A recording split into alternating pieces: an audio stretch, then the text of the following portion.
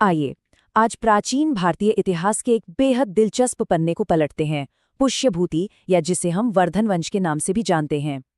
इस चर्चा में हम देखेंगे कि कैसे एक बिल्कुल छोटे से इलाके से उठी एक चिंगारी ने गुप्त साम्राज्य के ढहने के बाद पूरे उत्तर भारत की राजनीतिक तस्वीर को ही बदल कर रख दिया।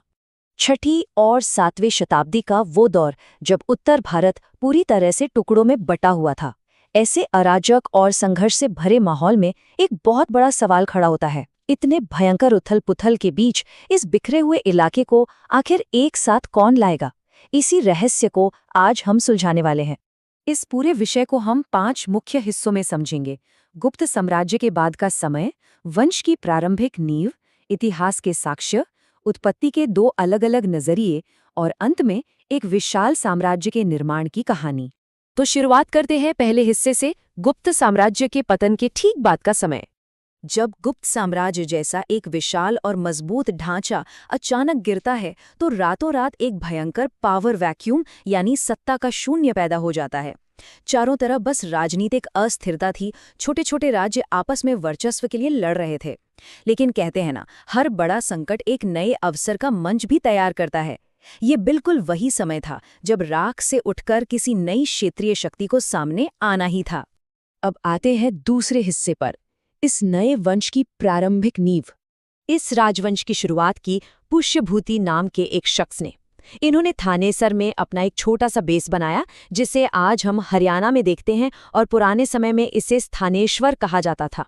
शुरुआत भले ही बहुत छोटी थी, लेकिन यही वो पहली मजबूत ईंट थी जिस पर आगे चलकर पूरे क्षेत्र को एक करने वाली ऐतिहासिक इमारत खड़ी होने वाली थी। पीढ़ियों का ये क्रम देखना काफी दिलचस्प है। पुष्यभूति, फिर नरवर्धन, उसके बाद राज्यवर्धन प्रथम और फिर आदित्यवर्धन। ये कोई बहुत बड़े चक्रवर्ती सम्राट नहीं थे। शुरुआत में इनका राज बहुत छोटे और खंडित इलाकों तक ही सीमित था। लेकिन सबसे अहम बात यह है कि इन्होंने एक के बाद एक पीढ़ियों तक वो मजबूत आधार तैयार किया जिसकी जरूरत भविष्य के एक बड़े साम्राज्य को थी। तीसरा हिस्सा, इतिहास के प्रमुख साक्ष्य। आखिर इतिहासकार इस पूरी कहानी की कड़ियां जोड़ते कैसे हैं? इस कहानी के पीछे मुख्य रूप से 3 बहुत ठोस सबूत हैं। पहला है साहित्य, खास तौर पर बाणभट्ट का लिखा हुआ हर्षचरित। दूसरा, विदेशी यात्रा वृत्तांत, जैसे चीनी यात्री हुएनसांग की डायरियां और लेख, जो उस दौर का एकदम निष्पक्ष हाल बताते हैं।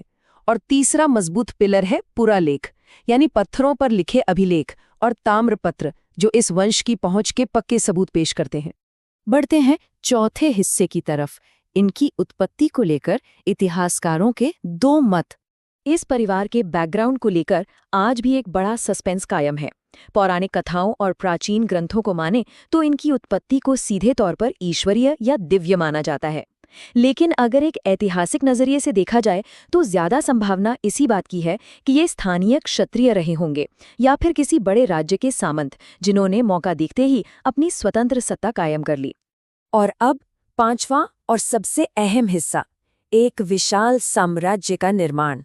ये सत्ता का विस्तार कोई रातों रात हुआ चमत्कार नहीं था। इसके 3 स्पष्ट चरण हैं। असली और मजबूत उभार शुरू होता है प्रभाकर वर्धन के समय से। इसके बाद राज्यवर्धन द्वितीय ने कमान संभाली और इस विस्तार को आगे बढ़ाया। लेकिन कहानी का असली ऐतिहासिक क्लाइमैक्स तब आता है जब गद्दी पर हर्षवर्धन बैठते हैं। उन्होंने इस पूरे राजवंश को एक विशाल और अजेय साम्राज्य में तब्दील कर दिया। हर्षवर्धन का दौर इस वंश का एकदम चरम या गोल्डन पीरियड था। नेतृत्व ऐसा कि पूरा उत्तर भारत इस साम्राज्य के अधीन आ गया। राजनीतिक एकता इतनी गहरी स्थापित हुई कि साम्राज्य की सीमाएं थानेसर को लांघकर मीलों दूर तक फैल गईं। ये साबित करता है कि हर्षवर्धन सिर्फ रणभूमि के योद्धा नहीं थे, बल्कि एक शानदार और दूरदर्शी प्रशासक भी थे। अगर इस पूरे राजवंश की ऐतिहासिक विरासत को एक वाक्य में समेटना हो तो वो कुछ ऐसा होगा। राजनीतिक टूट-फूट के दौर में एक छोटे से क्षेत्रीय प्रशासन से उठकर पूरे उत्तर भारत को एक सूत्र में पिलोने वाले एक शानदार साम्राज्य तक का सफर। सच में ये अव्यवस्था के बीच एक मजबूत व्यवस्था बनाने की अद्भुत कहानी है।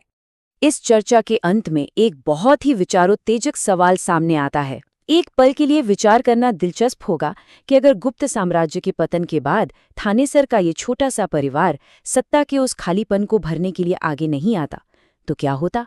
क्या भारत का इतिहास हमेशा के लिए खंडित ही रहता? निश्चित रूप से इस राजवंश की उस यूनिफाइंग प्रेजेंस के बिना हमारे इतिहास का ताना बाना एकदम अलग होता। इसी दिलचस्प विचार के साथ हमारा यह विश्लेषण यहीं समाप्त होता है।